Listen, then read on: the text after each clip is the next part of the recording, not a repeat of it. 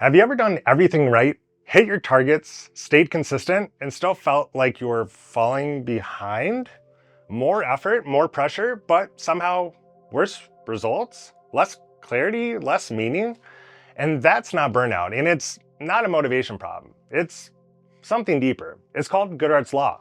When a measure becomes a target, it stops being a good measure. And once that happens, the system starts rewarding the wrong behaviors. So even if you're working harder, you might be getting better at the wrong game. And the longer you stay in that system, the harder it becomes to see what actually matters. Let me show you what this actually looks like. In business, we measure things like appointments booked, calls made, revenue generated. And that sounds reasonable, but when those numbers become the goal, people start optimizing for the number, not the outcome. Appointments get rushed, conversations become transactional, relationships become surface level, and on paper, performance improves. But in reality, trust declines. The system isn't asking for real relationships anymore. They're asking for something measurable that looks like one. In education, we want students to learn, so we measure test scores. But once scores become the target, teaching becomes test prep. Students memorize instead of understand. Curiosity drops. Critical thinking fades. We didn't measure learning, we measured performance. So the system optimized for performance. And even socially, this shows up. We want connection. We want to be understood. But if the metric becomes approval, we start optimizing for being liked. We avoid conflict. We say what people want to hear. We hide parts of ourselves. And over time, we become accepted, but less known. And the goal shifts from being authentic to being approved. And this is how systems drift, not because people are bad, but because incentives shape behavior. And over time, the metric becomes the mission. So what happens next? When the metric does become the mission, people start to change, not because they're fake, because they're adapting. We don't choose most of the systems we live in. We learn how to survive in them. And survival has rules. If being agreeable gets rewarded, we become agreeable, even when we don't agree, because the risk of speaking up feels higher than the cost of staying quiet. If the group's upset, we become upset too, because outrage signals belonging. It protects identity. It tells the group, I'm one of you. And if certainty earns respect, we become certain, even when we're unsure, because confidence looks like competence and nuance feels risky.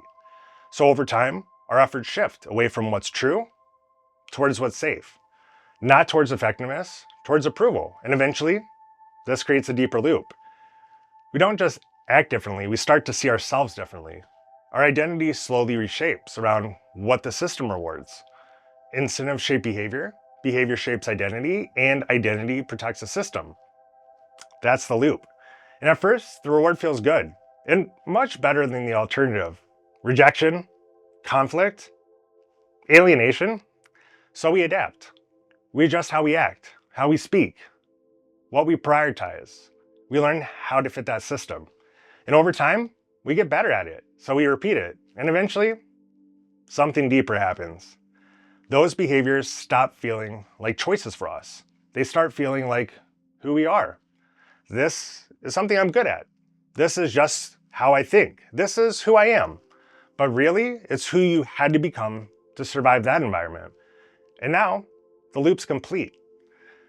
So when something new shows up, a different idea, a better way, we don't evaluate it.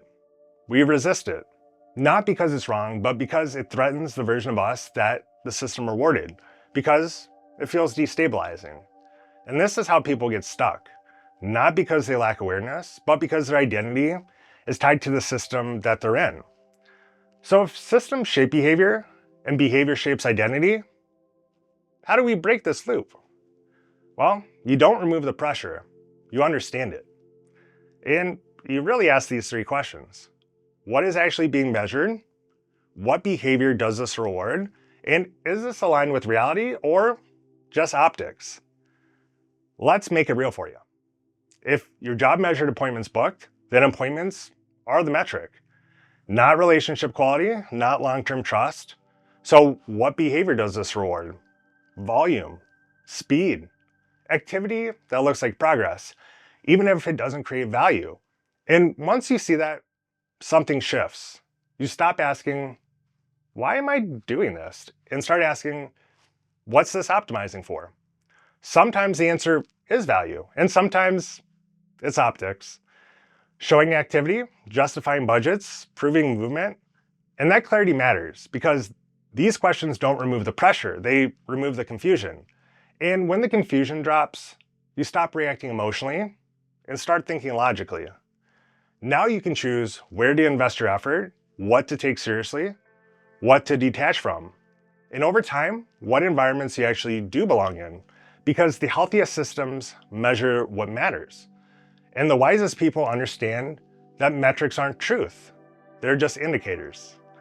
On that note, guys, as always, appreciate you, and I'll talk to you soon.